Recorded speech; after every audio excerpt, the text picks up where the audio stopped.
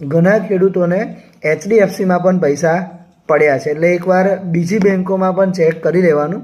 ભલે આપણા PM કિસાનના સન્માન નિધિના પૈસા 2,000ના હપ્તા જે આવતા હતા એ હપ્તા ભલે સેમ બેંકમાં જ પડતા હોય, તેમ છતાં પણ જો એમાં KYC ના થયું હોય તો આ નુકસાન વળતરના પૈસા બીજી બેન્કોમાં પણ ઘણા લોકોને ગયા છે.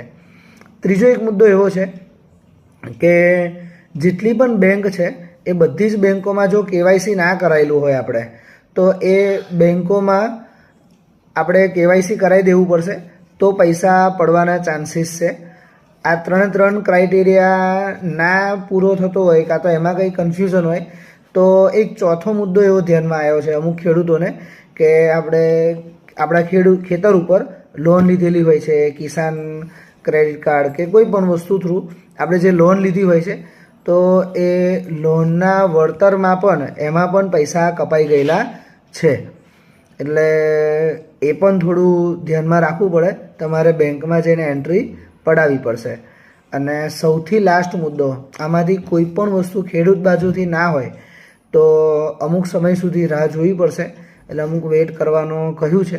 એટલે આ બધા અમુક મુદ્દા છે. અને સૌથી મહત્ત્વની વાત એ છે કે અત્યારે